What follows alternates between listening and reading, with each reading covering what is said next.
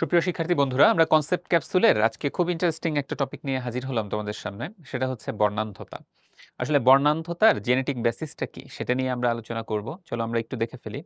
আচ্ছা, তোমরা এই ক্লাস করার পরে নিচে কমেন্টে লিখে জানাবে আমাদেরকে যে এখানে তোমরা আসলে একটা সংখ্যা দেখা যাচ্ছে, সেই সংখ্যাটা কি?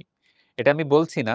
আচ্ছা, এইটাই বর্ণান্ধতার একটা কনসেপ্ট। সেটা হচ্ছে যে একটা চার্ট, এটার নাম হচ্ছে ইশিহারা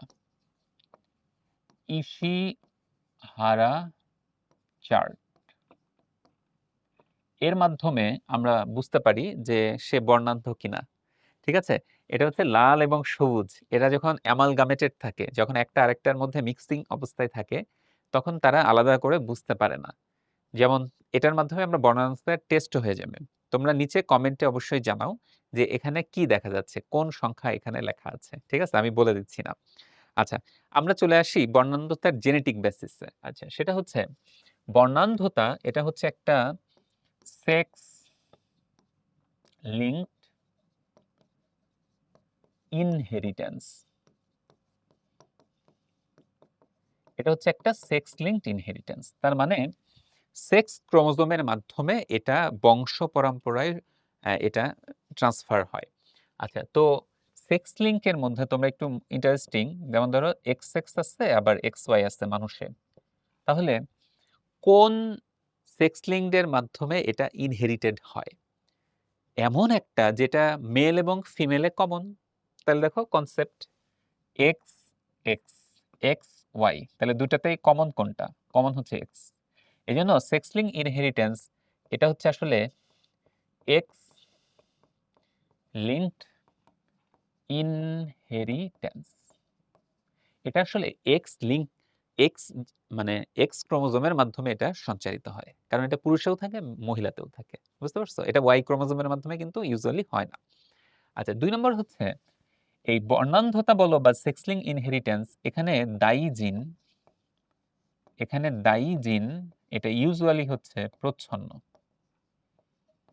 প্রচ্ছন্ন দায়ী জিনটা হচ্ছে প্রচ্ছন্ন। এখন প্রচ্ছন্ন জিনের ক্ষেত্রে কি হয় সেটা হচ্ছে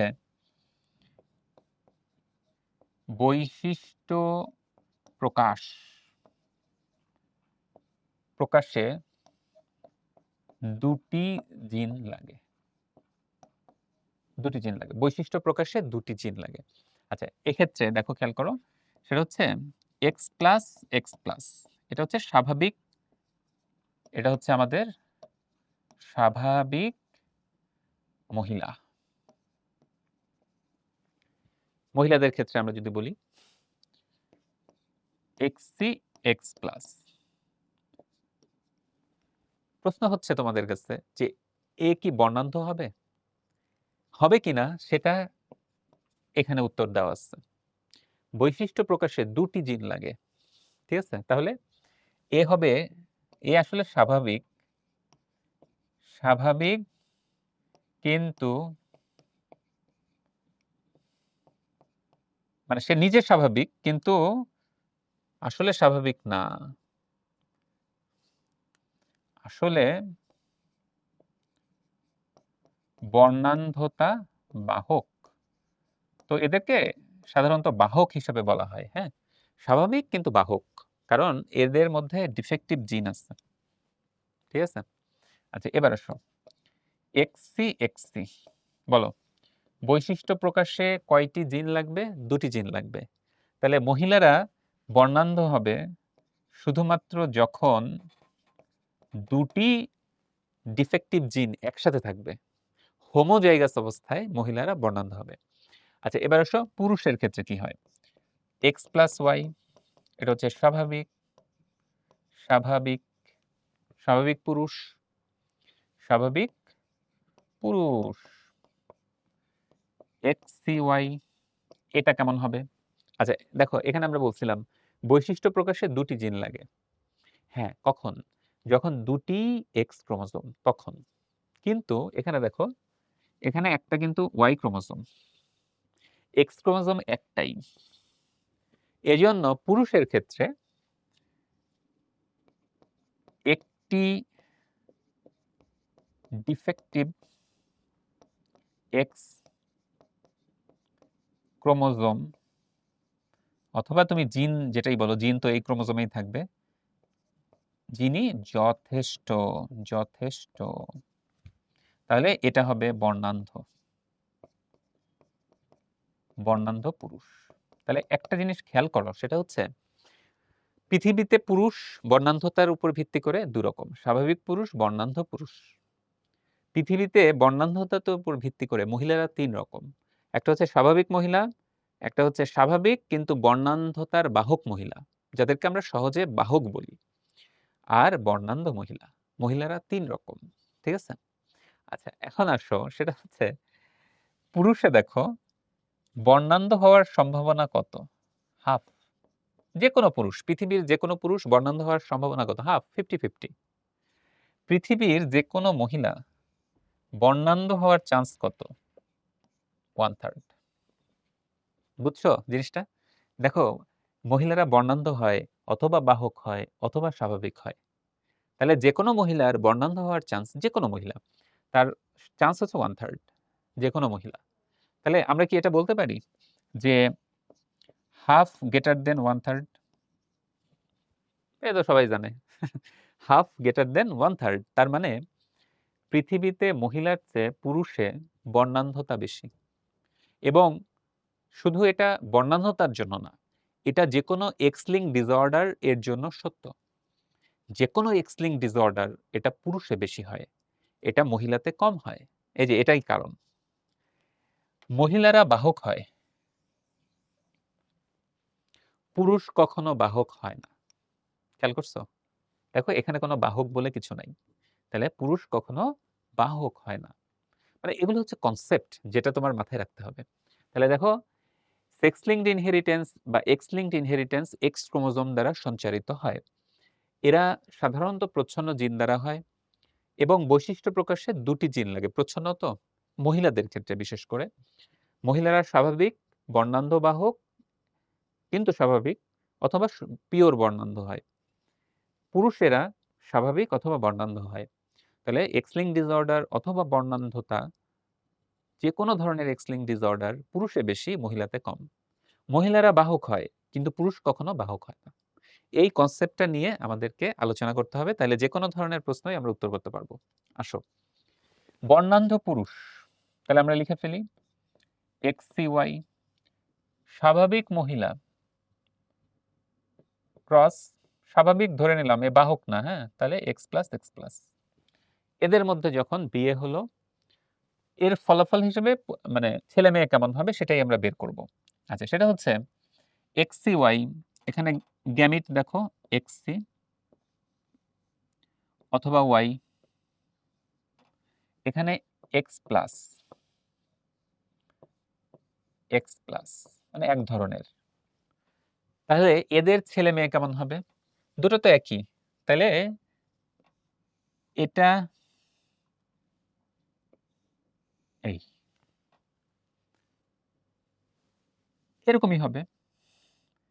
এটার সাথে যদি আবার এটা মিলিত হয়, এটার সাথে যদি আবার এটা মিলিত হয়, 4 রকম, কিন্তু আসলে একই রকম পাবো। দেখো, তাহলে একটা পাবো হচ্ছে XC X প্লাস, Y এর সাথে, এই যে Y এর সাথে X প্লাস, তাহলে X প্লাস Y, Y এর সাথে X plus, X plus Y, X এর সাথে X plus, XC X plus. এই তো এরকমই তো পাবো। আচ্ছা, তাহলে দেখো তো এদের ছেলেরা কেমন? 2টা ছেলে একই রকম, তার মানে এরকম ক্ষেত্রে পুত্র পুত্র কেমন হবে? X+Y, তার মানে স্বাভাবিক। স্বাভাবিক কত পার্সেন্ট পুত্র এরকম? দেখো, এই যে পুত্র 100%, 100% পুত্র হবে স্বাভাবিক। 100% পুত্র কি হবে? স্বাভাবিক হবে। আচ্ছা, এবার দেখো মেয়ে কেমন হবে? কন্যা XC X+, তাহলে আমরা একটু লিখে ফেলি, কন্যা কন্যা হবে XC X+। দেখো, এই কন্যাও যেরকম, এই কন্যাও সেরকম। তাহলে এটাকে আমরা কি বলবো? স্বাভাবিক কিন্তু বাহক কন্যা, বাহক কন্যা কত পার্সেন্ট? 100%। 100% কন্যা হচ্ছে স্বাভাবিক কিন্তু বাহক, বর্ণান্ধ না কিন্তু বাহক। ঠিক আছে, 100%। আচ্ছা, এবার আসো নিচেরটা করে ফেলি। নিচেরটা আসো, স্বাভাবিক পুরুষ। তাহলে স্বাভাবিক পুরুষ মানে কি বলো? এক্স প্লাস ওয়াই ক্রস, এর সাথে কার ক্রস হবে? বাহক মহিলা। এই যে বাহক মহিলা, বাহক মহিলা হচ্ছে এক্স সি এক্স প্লাস। দেখো গ্যামিট কি হবে? গ্যামিট এখানে হবে এক্স প্লাস ওয়াই, এখানে কি হবে? এক্স সি এক্স প্লাস, এরকম হবে। আচ্ছা এখন দেখো, এই এক্স প্লাসের সাথে এই এক্স সি, তাহলে কি হবে? X C X plus. আচ্ছা, এই এক্স প্লাসের সাথে এই এক্স প্লাস, তাহলে কি হবে? X plus x plus. এবার দেখো ছেলেদের ক্ষেত্রে, এই ওয়াই এর সাথে এই এক্স সি, তাহলে কি হবে? X C Y. এই এক্স প্লাসের সাথে এই ওয়াই, তাহলে কি হবে? X plus Y. মানে যে আমরা যা দেখবো সেটাই লিখবো।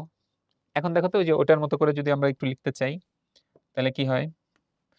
প্রথমে চলে আসো পুত্র, পুত্র। দেখো পুত্র কেমন?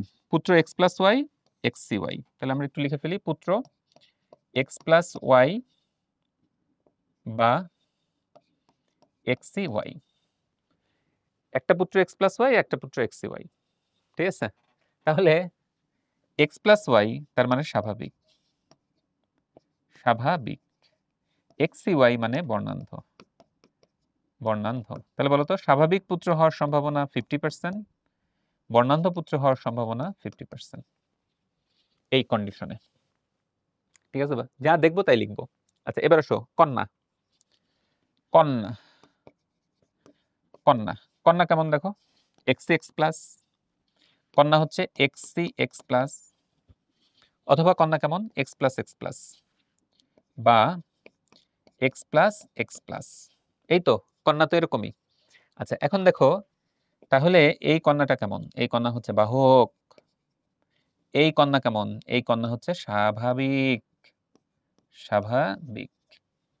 তাহলে বাহক মানে কি? স্বাভাবিক, স্বাভাবিক কিন্তু বাহক, বর্ণান্ধ তো না।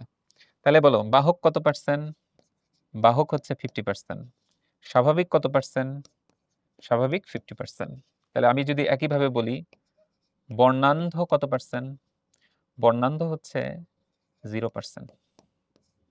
বর্ণান্ধ কত পার্সেন্ট? বর্ণান্ধ হবে 0%। আচ্ছা এই বাহক, এ বেটাও কিন্তু স্বাভাবিক, বেটা না বেটি, এ স্বাভাবিক কিন্তু, কিন্তু বাহক। ঠিক আছে, স্বাভাবিক কিন্তু বাহক মানে বর্ণান্ধ না। তাহলে খেয়াল করো, স্বাভাবিক পুরুষের সাথে বাহক মহিলার বিয়ে হলে পুত্র 50% স্বাভাবিক হবে, 50% বর্ণান্ধ হবে। আর কন্যার ক্ষেত্রে 0% বর্ণান্ধ হবে, 100% হবে স্বাভাবিক। খেয়াল করো, 100% হবে স্বাভাবিক। এই 100%-এর মধ্যে আসলে স্বাভাবিক বাহক না এমন হচ্ছে 50%। স্বাভাবিক, সে নিজে স্বাভাবিক, কিন্তু তার মধ্যে আবার আছে অস্বাভাবিক জিন, বুঝতে পারছো? মানে বর্ণান্ধতার জিন, মানে সে বাহক, এমন হচ্ছে 50%। কিন্তু প্র্যাকটিক্যালি বর্ণান্ধ নয় 100%, বর্ণান্ধ 0%। বুঝে গেছে? আচ্ছা এভাবে আমরা একটু খেয়াল করে পড়বো, চেকার বোর্ড করে দ্রুত লিখে ফেলবো, তাহলে উত্তর করতে আমাদের জন্য সুবিধা হবে। চলো দেখে নিই। আচ্ছা দেখো কি বলছে এটা, বর্ণান্ধ বাবা, লিখে ফেলি ঝটপট। বর্ণান্ধ বাবা এক্স সি ওয়াই, স্বাভাবিক দৃষ্টির মা বাহক না, তার মানে এক্স প্লাস এক্স প্লাস। এখন দেখো তার কন্যা কেমন হবে?